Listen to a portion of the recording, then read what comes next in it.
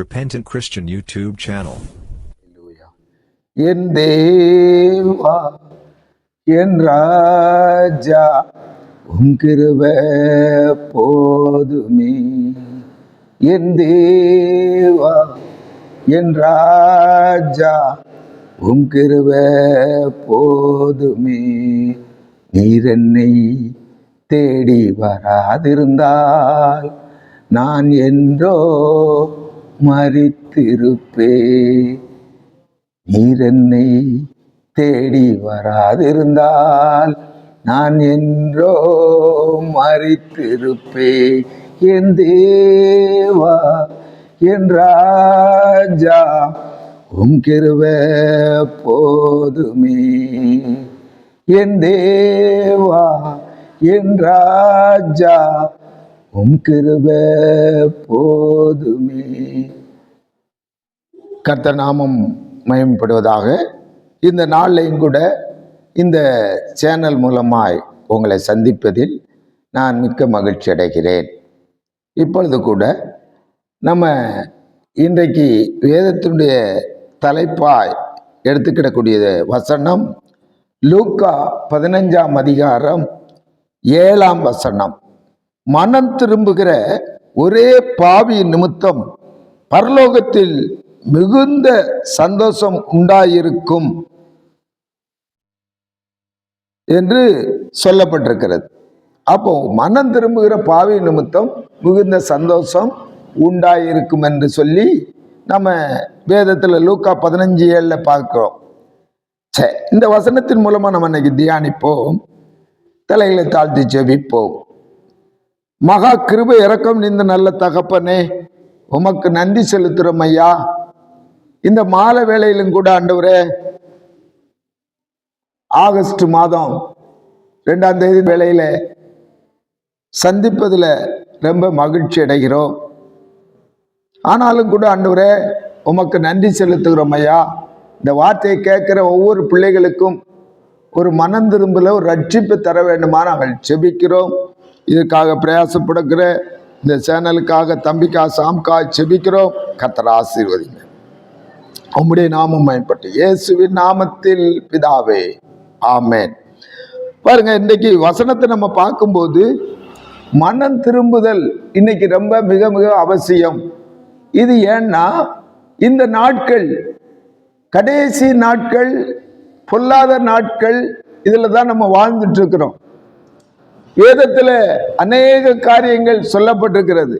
ஏன்னா இயேசு கிறிஸ்து வந்த நாட்கள் முதல் இந்நாள் வரையிலும் பல காரியங்களை நம்ம பார்த்து கொண்டுதான் இருக்கிறோம். இது கடைசி காலங்கள் அப்படின்னு சொல்லப்பட்டிருக்கு. ஆனாலும் கூட பல பல சம்பவங்கள் நம்மளை சுத்தி நடக்கிற காரியங்களை நம்ம பார்க்க முடியும். ஆனால் இன்றைக்கு நாம் இந்த சேனல் மூலமா உங்களோடு பேசுகிற வார்த்தை, நாம் மனம் திரும்பும் போது, ரட்சிப்பை பெற்றுக்கொள்ளும் போதுதான் பரலோக ராஜ்யத்திற்கு என்ன செய்ய முடியும்?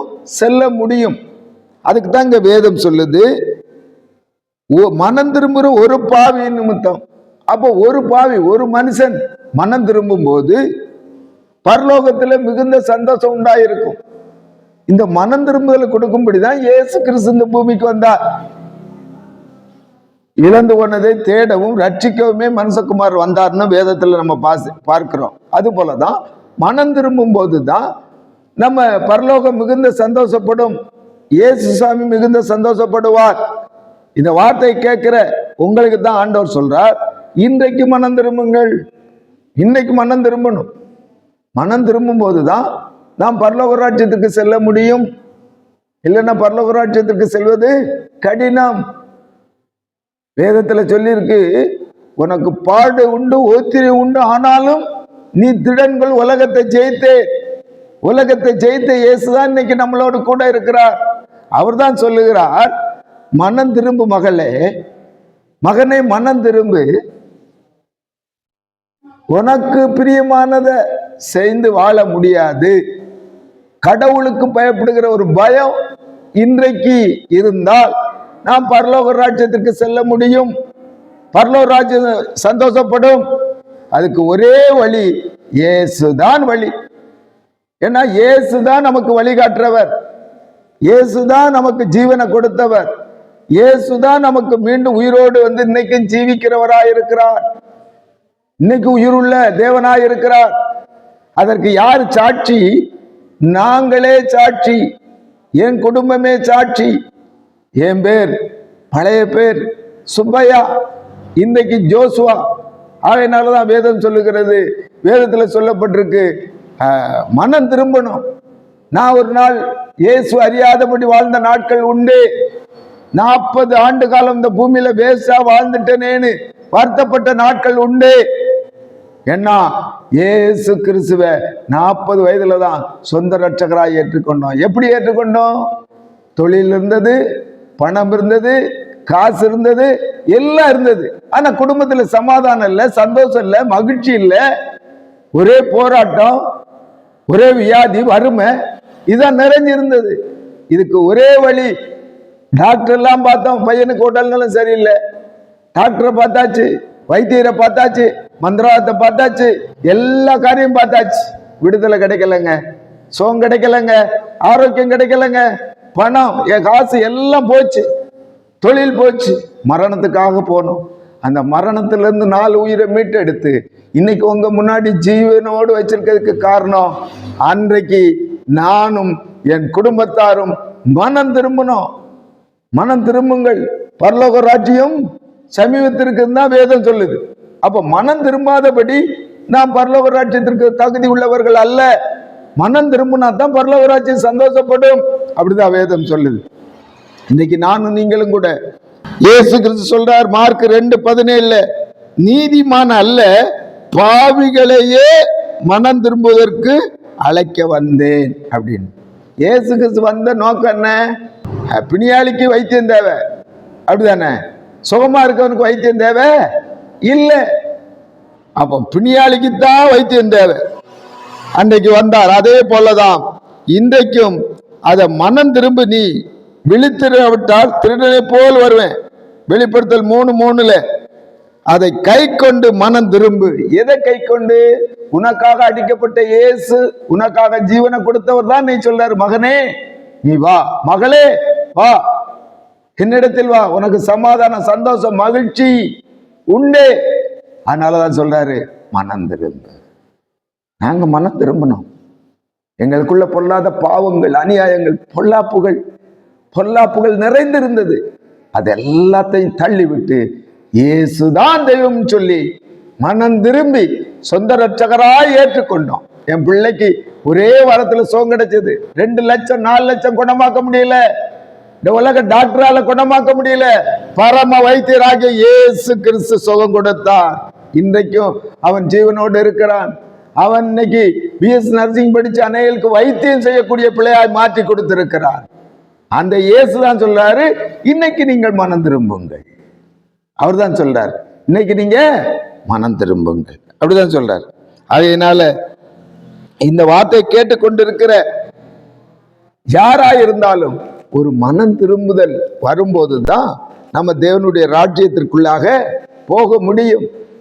ஏன்னா வேதத்துல சொல்லி இருக்குது, இந்த பூமியில இந்த சம்பவங்கள் எல்லாம் நடக்குது, அநியாயங்கள் நடக்குது, அக்குறவங்கள் நடக்குது, பொல்லாப்புகள் நடக்குது.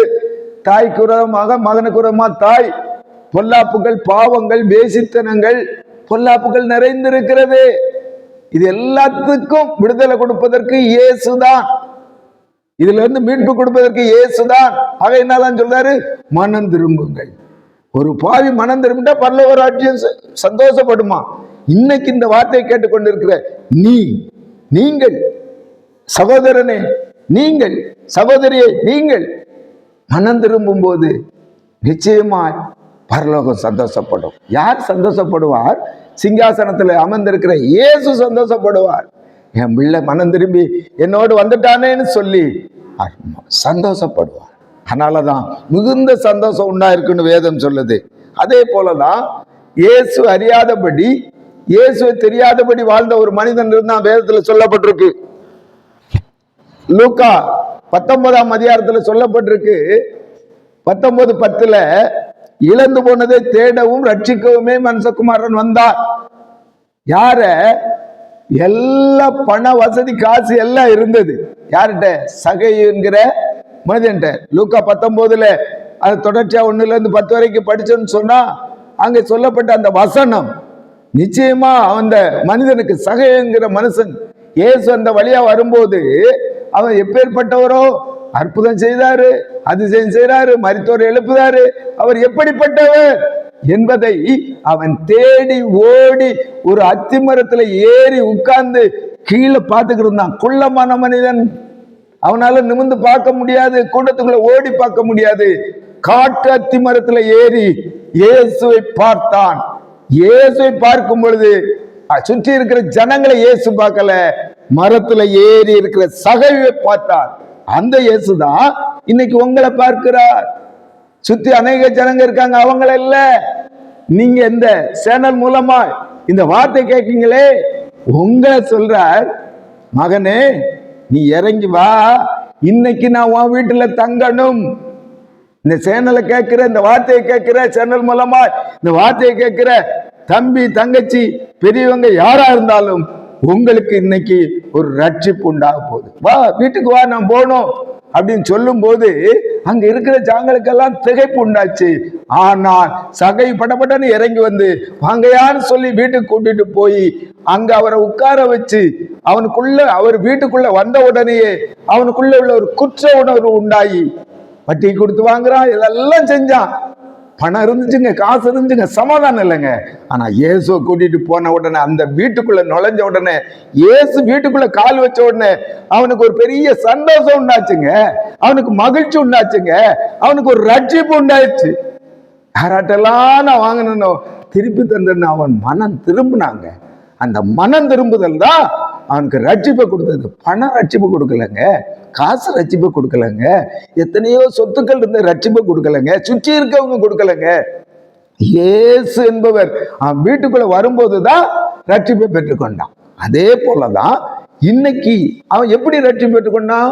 மனம் திரும்பினா, யாராட்டெல்லாம் வட்டிக்கு வாங்க நலத்தினையா திருப்பி கொடுத்தனே ஏசப்பான்னு சொல்லி அவற்றை ஒப்புரவாகி மனம் திரும்பி ரட்சிப்பை பெற்றுக்கொண்டான். அதே போலதான் இந்த வார்த்தையை கேட்கிற உங்களுக்கும் தேவன் ரட்சிப்பை கொடுக்க வல்லவரா இருக்கிறார். அவன் எப்படி இயேசுவை கூப்பிட்டு போகணும்னு சொல்லி வாங்கிய தேடுனது போல இன்னைக்கு நீங்களும் இயேசுவை தேடுனீங்கன்னா உங்களுக்கு ஒரு ரட்சிப்பு உண்டு, ஒரு மனம் திரும்புதல் உண்டு.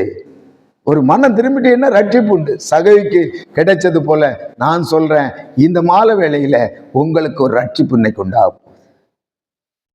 நீங்க இன்னைக்கு படுத்திருக்கும் போது தேசப்பா அவங்களோடு பேசுவார். இன்னைக்கு உங்களுக்கு ஒரு ரட்சிப்பு உண்டாக போகுது. இயேசு கிறிஸ்துவின் ரத்தம் சகல பாவங்களை சுத்திகரிக்கும் சொல்லி வேதம் சொல்லுது. அந்த இயேசு தான் சொல்றார், நிச்சயமா உங்களுக்கு ஒரு ரட்சிப்பு உண்டாகும். அது மட்டும் இல்லை, வேதத்தில் அநேகரை சொல்லிட்டு போகலாம். வேதத்தில் அநேக காரியங்களை என்ன செய்யலாம், சொல்லிட்டு போகலாம். லூக்காவில் சொல்லப்பட்டிருக்கு 15:10, லூக்காவில் 15:10, அது போல மனம் திரும்புகிற ஒரே பாவி நிமித்தம் பரலோகம் சந்தோஷப்படும், மகிழ்ச்சியாகும். அதுல இளைய குமாரன் மூத்த குமாரன் சொல்லி, இளைய குமாரன் தன் சொத்தெல்லாம் அப்பாட்ட வாங்கிட்டு போய் செலவழிச்சிட்டு அங்க எல்லாத்தையும் முடிச்சுட்டு பண்ணி மேய்ச்சிட்டு அதுக்குண்டான தவிட சாப்பிடும் போதுதான் அவனுக்கு புத்தி தெளிஞ்சது. அந்த புத்தி தெளியும் போதுதான் அங்க என்ன செஞ்சது, ஒரு மனம் திரும்புதல் வந்தது. லூக்கா 15 பார்த்து 17 24 வரை நீங்க படிச்சு பார்த்தீங்கன்னா அவனுக்கு புத்தி தெளிந்து நம்ம அப்பா வீட்டுக்காவது போகலாம்னு சொல்லி இயேசுவை தேடி வரும்போது ஓடி மகனேன்னு சொல்லி அவனை கட்டி அரவணைத்து கொண்டான். எப்படி அவன் மனம் திரும்பினான்? எல்லாத்தையும் போனாலும் கடைசி மரணம்ங்கிறத சொல்லி சாப்பாடு இல்லை, பிரச்சனை உண்டாயிடுச்சு. அப்போ ரட்சிப்பை பெற்றுக்கொண்டான். அதே போலதான் மனம் திரும்பும் போது, ஒரு ரட்சிப்பை கொடுக்கும்போது, ஏசப்பா உங்க வாழ்க்கையில வரும்போது சகல காரியத்திலே உங்களுக்கு ஆசீர்வாதத்தை தருவார். அதுதான் வேதத்துல சொல்லியிருக்கு. வெளிப்படுத்தல 22:11-12 நீங்க பார்த்தீங்கன்னு சொன்னா அங்க வசனம் சொல்லுது, அங்க தெளிவா வசனம் சொல்லுது. எப்படி சொல்லப்பட்டிருக்கு? அநியாயம் செய்யறவன் இன்னும் அநியாயம் செய்யட்டும், அப்படிதான் சொல்லியிருக்கு. அநியாயம் செய்யறவன் இன்னும் அநியாயம் செய்யட்டும், அசுத்தமா இருக்கிறவன் இன்னும் அசுத்தமா இருக்கட்டும், நீதி உள்ளவன் நீதி செய்யட்டும், பரிசுத்தம் உள்ளவன் இன்னும் பரிசுத்தமாகட்டும். இதோ சீக்கிரமாய் வருகிறேன். அவனுடைய கிரியைகளின்படி அவனுக்கு நான் அளிக்கும் பலன் என்னோடு கூட வருகிறது. அப்படிதான் வசனம் சொல்லுது. இன்னைக்கு நானும் நீங்களும் எப்படி வேணாலும் வாழ்றது இல்ல. அதைத்தான் சொல்லியிருக்காரு. அநியாயம் செய்யறவனு இருக்கான், இன்னும் அக்கறம் அசுத்தம் உள்ளவனு இருக்கிறான், இன்னும் அசுத்தம் உள்ளவனும் இருக்கிறான், நீதி உள்ளவனும் இருக்கிறான். நீதி செய்யட்டும், பரிசுத்தம் உள்ளவன் இன்னும் பரிசுத்தமாகட்டும். இன்னைக்கு நானும் நீங்களும் இந்த வார்த்தை கேட்கிற தேவ பிள்ளைகளே, பரிசுத்தம் இயேசு கிறிஸ்துவின் ரத்தம் தான் பரிசுத்தப்படுத்தும். இயேசு கிறிஸ்து ரத்தம் தான் பரிசுத்தப்படுத்தும். அவருடைய ரட்சிப்பை பெற்றுக்கொள்வதற்கு ஒரே வழி இயேசு இடத்துல மனம் திரும்பி ஒப்பு கொடுக்கும் போதுதான் நம்ம என்ன செய்ய முடியும்? பரலோக ராஜ்யத்திற்கு போக முடியும். அப்போ ஒவ்வொரு காரியத்திலையும் இயேசுவின் ரட்சிப்பு என்கிற ஒரு டிக்கெட்டை பெற்றுக்கொண்டாதான் பரலோக ராஜ்யத்திற்கு போக முடியும். இன்னைக்கு இங்க எல்லாம் நம்ம பாக்குறோம், ஒரு பஸ்ல பிரயாணம் பண்ணணும்னாலே ஒரு டிக்கெட் எடுக்க வேண்டியிருக்கு, ஒரு ட்ரெயின்ல பிரயாணம் பண்ணணும்னாலே ஒரு டிக்கெட் எடுக்க வேண்டியிருக்கு, பிளேன்ல நம்ம பயணம் பண்ணனாலே ஒரு டிக்கெட் எடுக்க வேண்டியிருக்கு. அப்போ நானும் நீங்களும் இந்த பூமியில ஜீவிக்கிற நாட்கள்ல நமக்குங்கிற இந்த பரலோகத்திற்கு போவதற்கு மனம் திரும்பி ரட்சிப்பு என்கிற டிக்கெட்டை பெற்று கொண்டுட்டீங்கன்னா நீங்க பரலோக ராஜ்யம் போவீங்க. அதான் வசனம். அப்ப மனம் திரும்புதல் இருந்தா தான் முடியும். அதான் சொன்னேன், வேதத்துல இன்னும் அநேக காரியங்கள் சொல்லப்பட்டிருக்கிறது. யாரு? ஐஸ்வர்யவனும் லாசரும் ரெண்டு பேரும் மரிக்கிறாங்க. ஐஸ்வர்யான் மரிக்கிறான், அவன் ரட்சிப்பை பெறல, யாருன்னு தெரியல, ஏசு யாருன்னு தெரியல, சோமா வாழ்ந்தான். பணம் இருந்தது, காசு இருந்தது, வாழ்ந்தான். கடைசி அவன் போன இடம் நரக அக்கினி. அதுல போய் ஐயோ ஐயோ ஐயோன்னு துடிச்சிட்டு இருந்தான். ஆனா அவன் வாசல்ல வியாதியோடு வறுமையோடு வாசல்ல விழுற பருக்கையை பொறுக்கி சாப்பிட்ட மனுஷன், ஆபிரகாம் மடியில தேற்றப்பட்டவனா இருந்தான். அப்போ எவ்வளவுதான் கஷ்டம், பாடு, பிரச்சனை இருந்தாலும் அவன் ஒரு துளி கூட எதையும் பத்தி சிந்திக்காம இயேசுவே தெய்வம்னு, கர்த்தரே தெய்வம்னு அவன் கடந்ததுனால அவன் ஆபிரகாம் மடியில தேற்றப்படவனா இருந்தான். செழிப்பு வாழ்க்கை, மனம் திரும்பாதபடி வாழ்க்கை நரகத்துக்கு கொண்டு போயிடுச்சு. அன்பார்ந்த இந்த வார்த்தையை கேட்டுக்கொண்டு இருக்கிற தேவ பிள்ளைகளே, நாம் வாழ்றது ஒரு வாழ்க்கை. நரகத்துக்கு போக வேண்டியதில்லை, பரலோகத்திற்கு, சொர்க்கத்திற்கு நம்ம போகணும். அதுக்கு ஒரே வழி இயேசுதான் வழி, இயேசுதான் வழி. அதனாலதான் சொன்னாரு, வழியும் சத்தியமும் ஜீவனும் நானே. அப்படிதான் சொல்லியிருக்கு வசனம். மரித்தேன், சதா காலம் நான் உயிரோடு இருக்கிறேன். இன்றைக்கு இயேசுவின் கல்லறை திறக்கப்பட்டிருக்கிறது. இன்றைக்கு இயேசுவின் கல்லறை மூடப்படல, திறக்கப்பட்டு இருக்கிறது. எத்தனையோ தலைவர்களுடைய கல்லறைகள் மூடப்பட்டிருந்தாலும் இயேசுவின் கல்லறை இன்னைக்கும் திறந்திருக்கிறது. அதுக்கு சாட்சி என்னன்னா, அவர் இன்னைக்கு உயிரோடு இருக்கிற கடவுள் என்பதை அங்க சொல்லப்பட்டு இருக்கிறது. அதனாலதான் இயேசு கிறிஸ்துவ சிலுவையில் அடிக்கப்பட்டு அடக்கம் பண்ணப்பட்டு 3ஆம் நாள் உயிரோடு எழுத பார்க்க போனவங்களை எல்லாரும் இயேசு தேடி போகும்போது, இயேசு இல்லையேங்கிற கலக்கம் இருக்கும்போது இயேசு அவங்க நடுவுல வந்து உங்களுக்கு சமாதானம்னு சொன்னார். இயேசுவை மனம் திரும்பி சொந்த ரட்சகராய் நீங்களும் நானும் ஏற்றுக்கொள்ளும் போதுதான் என்ன செய்ய முடியும்? மனம் திரும்பி ஏற்றுக்கொள்ளும் போதுதான் பரலோக ராஜ்யத்தை சுதந்திரித்துக் கொள்ள முடியும். பரலோகத்துல சந்தோஷம் உண்டாகும், பூமியில சந்தோஷம். உங்களுக்கு, உங்க குடும்பத்துல, உங்க வாழ்க்கையில சந்தோஷம், சமாதானம், வெற்றி வேணும்னு சொன்னா இயேசுவை ஏற்றுக்கொள்ளுங்க, இயேசு ரட்சகராய் ஏற்றுக்கொள்ளுங்க. அதுக்கு ஒரே வழி மனம் திரும்புதல் தான்.